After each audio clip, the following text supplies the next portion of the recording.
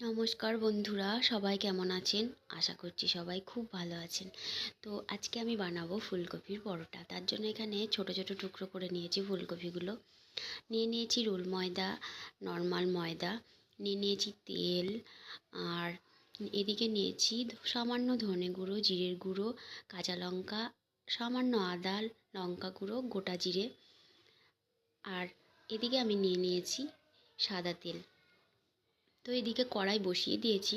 কড়াইয়ের মধ্যে দিয়ে দেব বেশ কিছুটা পরিমাণ জল। তো জলটা দিয়ে দিয়েছি। জলটা গরম হয়ে চারিদিকে ফুটতে শুরু করেছে। এরকম অবস্থায় আমি দিয়ে দেব ফুলকপিগুলো। তো ফুলকপিগুলো দেওয়ার পর একটু নাড়াচাড়া করে নেব। গরম জলের মধ্যে ডুবিয়ে দেব সম্পূর্ণ। সামান্য কিছুক্ষণ রেখে আমি নামিয়ে নেব। তো এদিকে নামিয়ে জল ছেঁকে আমি ঠান্ডা করতে দেব। আর এদিকে আমি ডোটা বানিয়ে নেব। দিয়ে দেব রুল ময়দা, নর্মাল ময়দা দিয়ে দিলাম। আর দিয়ে দেব পরিমাণ মতো লবণ, সামান্য পরিমাণে চিনি, আর 2 চামচ মতো সাদা তেল। আর আমি দিয়ে দেব সামান্য জোয়ান। তো যাদের গ্যাস হয়ে যায় বা গ্যাসের প্রবলেম থাকে, তো জোয়ানটা দিলে ভালো হয়, হজমে করতে সাহায্য করে।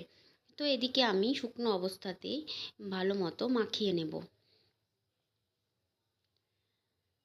যাতে গুটি না বেঁধে থাকে। হয়ে গেছে আমার ভালো করে ময়াম দেওয়া। এরপর আমি অল্প অল্প জল দিয়ে ডোটা বানিয়ে নেব।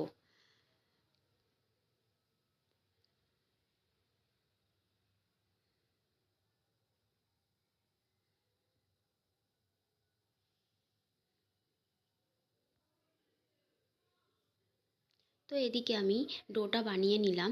এবার আমি ডোটাকে ঢাকা দিয়ে রেখে দেব কিছুক্ষণ।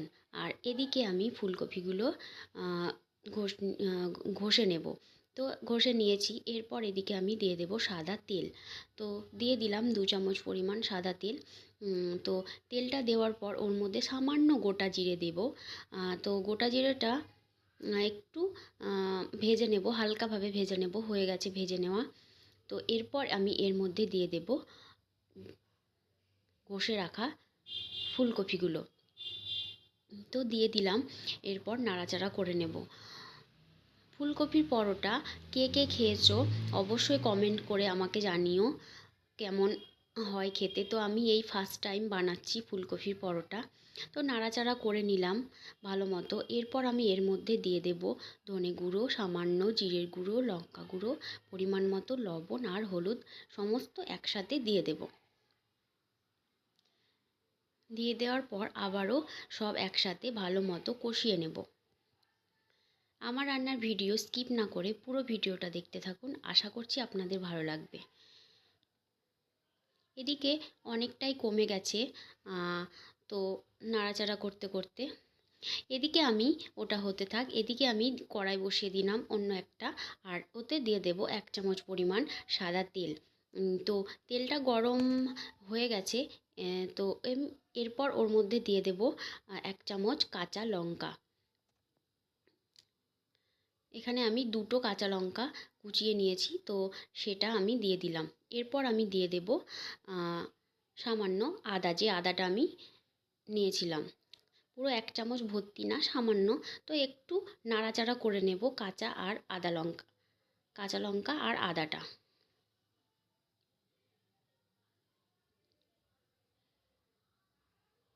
এদিকে হয়ে গেছে নাড়াচাড়া করে নেওয়া কাঁচা লঙ্কা আদা। তো আমি এবার এই কাঁচা লঙ্কা আর আদাটা এর মধ্যে দিয়ে দেব।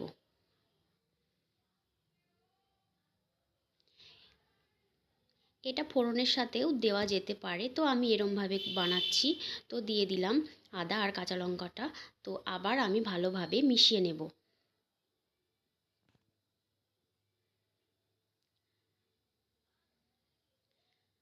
হয়ে গেছে, নিচে লেগে লেগে যাচ্ছে। তো কষানো হয়ে গেছে ফুলকপি।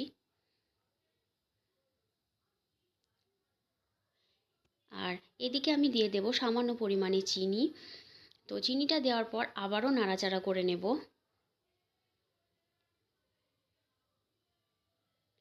এরপর সবশেষে দিয়ে দেব সামান্য পরিমাণে ঘি। ঘিটা দেওয়ার পর আবারও নাড়াচাড়া করে নেব। তো হয়ে গেছে ফুলকপিটা কষানো, এবার আমি নামিয়ে নেব। তো এদিকে ফুলকপির পুরটা রেডি হয়ে গেছে। এদিকে আমি আটা থেকে লেচি কেটে নেব। তো এদিকে আমার লেচি কাটা হয়ে গেছে। এবার আমি এর মধ্যে পুর দিয়ে পরোটার আকারে বেলে নেব। তো দিয়ে দিলাম পুর। তো ভালো করে এইভাবে গুটিটা বানিয়ে নিতে হবে। এদিকে আমি পরোটা আকারে বেলে নেব।